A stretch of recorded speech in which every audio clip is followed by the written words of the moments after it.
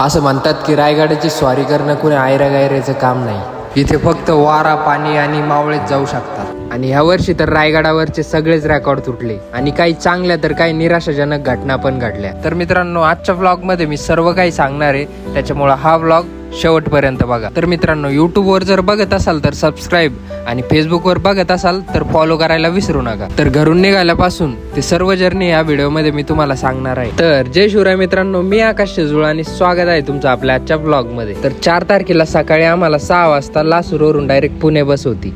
मग काय लगेच बॅग केल्या आणि निघालो. आणि पुण्याला आम्ही चक्क दुपारी 2 वाजता पोहोचलो. तर तिथून गेलो पहिले स्वारगेटला आणि स्वारगेटला जाऊन महाडची बस 5 वाजता असल्यामुळे 2-3 तास टाइम होता. त्याच्यामुळे पहिले बेसिक काही सामान घेऊन टाकलं, जसं की टोपी, टी शर्ट, नाईट पॅन्ट आणि पॉवर बँक आणि मोबाईल फुल चार्ज करून घेतले, कारण गडावर गेल्यावर तिथं काही चार्जिंगची व्यवस्था नसते. आणि शेवटी 5 वाजता महाड गाडी आली आणि ही गाडी महाडला तामिनी घाटा मार्गे जाणार होती. त्याच्यामुळे मनात एक वेगळाच आनंद होता. जय शिवराय मित्रांनो, आता आम्ही पुण्याच्या जवळून महाडच्या दिशेने निघालोय. जास्त लांब नाही, आता थोडं बाकी इथं थांबलेलो होतो चहा प्यायला. आणि यावर्षी डायरेक्ट बसने आलेलो आहे. ही आमची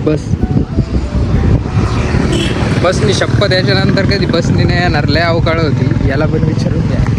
सध्या अवकाळ कधी झाली, पुढे लागून गेली. त्याच्यानंतर जर यायचं असेल ना तर एक तर मोटरसायकल घेऊन या, काही अडचण नाही. पण बसनी नाका प्रवास करून लय हाल, तब्येत एकदम खराब होऊन जाते बसमुळं. त्याच्यामुळं ट्राय करा एक तर स्वतःची गाडी आणा, नाहीतर मग फोर व्हीलर करून या. पण मग बसनी खूप अवकाळ होती संभाजीनगरवरून रायगडच्या दिशेने यायचं म्हटल्यावर. तर चला तिथे गेल्यावर भेटू. तर मित्रांनो, बेसिकची गोष्ट आहे, एवढ्या दूर जर प्रवास करायचा म्हटल्यावर ते पण बसने, तर माणसाची अवकाळा तर होणारच. तर फायनली रात्री 9:30 वाजता आम्ही महाडला पोहोचलो आणि येथून कोणतीही बस अवेलेबल नसल्यामुळे रात्रभर इथंच थांबावं लागणार होतं. आणि दिवसभर खूप थकलेलो असल्यामुळे पहिले इथे रूम बुक केली आणि निवांत झोपलो. आणि दुसऱ्या दिवशी सकाळीच उठून आम्ही रायगडच्या दिशेने रवाना झालो. जसा जसा गड जवळ येत होता तसा मनात एक वेगळाच आनंद होत होता. तर फायनली जवळपास 11-12 वाजले. आता आम्ही इथं गडाच्या पायथ्याशी पोहोचलोय.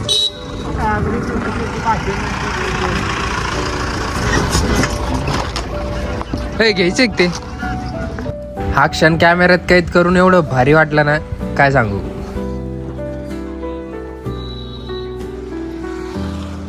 आणि इथून पण रायगडाची पायरी अजून 1 ते 1.5 किलोमीटर दूर असल्यामुळे पायी जावं लागलं सगळ्यांना.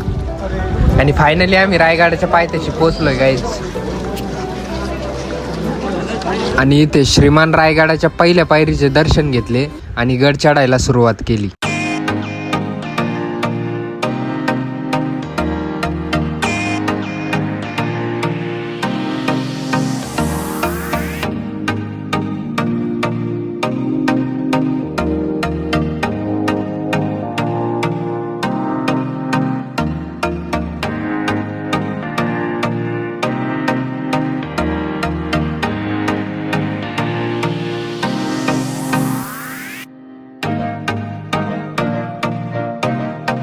आणि फायनली 2.5 ते 3 तासाचा ट्रॅक करून आम्ही पोहोचलो गडावर. आणि इथे पोहोचताच एक आनंदाची बातमी मिळाली की आता मर्दानी खेळ चालू होतोय, अशी एक घोषणा झाली.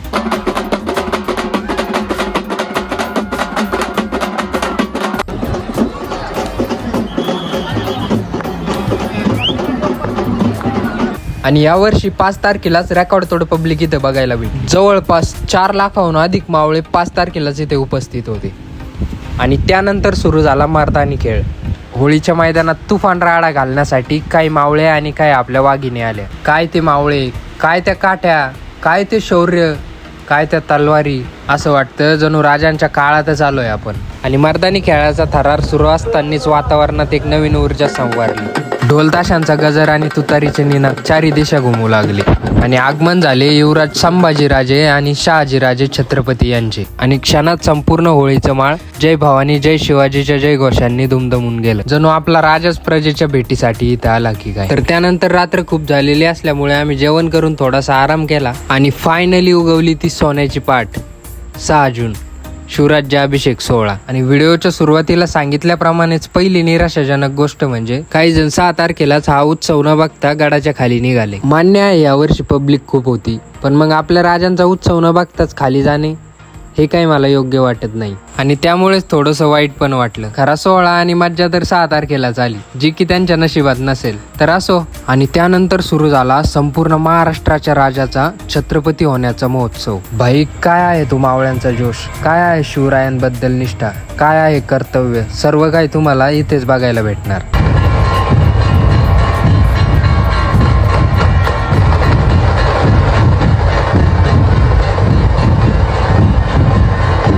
तर संपूर्ण महाराष्ट्राला दणानून टाकेल असे ते वाद्य. ना साऊंड ना माईक, फक्त ढोल, ताशा आणि नगाडे. आणि तमाम महाराष्ट्रातील मावळ्यांचा जोश. या उत्सवावर बोलावं तेवढं कमी, आणि बघावं तर डोळ्यातनं साचणारा हा उत्सव. यात कमी भासत होती तर ती फक्त माझ्या राजाची. पण मूर्तिरूपाने का होईना ते इथे विराजमान होते. शेवटी राज्याभिषेक सोहळा झाला. आणि आनंदाची गोष्ट म्हणजे यावर्षी पब्लिकने तर रेकॉर्डच तोडून टाकला. चक्क 10 लाखापेक्षा जास्त पब्लिक या उत्सवाला हजर होती, असा प्राथमिक अंदाज आहे. तसं तर सर्वांनी आपली जबाबदारी निष्ठेप्रमाणे पार पाडली. स्वयंसेवक बनून यांनी कशाचाही विचार न करता सर्व जनतेची सेवा केली. काहींनी कचरा उचलला, काहींनी पब्लिकला कंट्रोल केलं, तर काहींनी पोलिसांना मदत केली. तर या स्वयंसेवकांचे करावे तेवढे कौतुक कमीच आहे. आणि या सोहळ्यात एवढी पब्लिक असून सुद्धा कोणत्याही प्रकारचा दुर्व्यवहार, दुष्कर्म आणि शिस्तीचा भंग नाही झाला, याचा मला अभिमान वाटतो. आणि दुसरी महत्त्वाची आणि अभिमानास्पद गोष्ट म्हणजे जवळपास 70 ते 80% लोकांनी हा आपला कचरा आपल्या सोबत घेऊन गडाच्या खाली आले.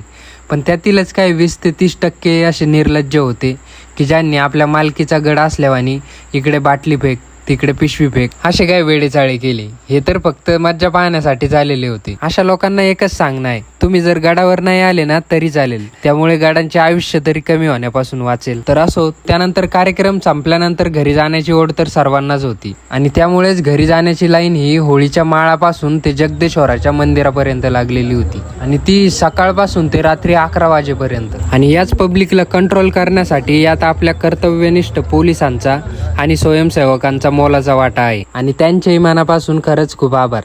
यांच्यासाठी एक लाईक तर बनतो. तर मित्रांनो, हाच होता आपला आजचा व्लॉग. कसा वाटला कमेंटमध्ये नक्की सांगा. आणि हो, सबस्क्राईब करायला कोणीही विसरू नका, कारण आता जर फॉलो आणि सबस्क्राईब केलं नाही तर आपण पुन्हा कधी भेटणार हे पण सांगता येत नाही. सो फॉलो अँड सबस्क्राईब नक्की करा. चला तर भेटू नेक्स्ट व्लॉगमध्ये. तोपर्यंत बाय बाय.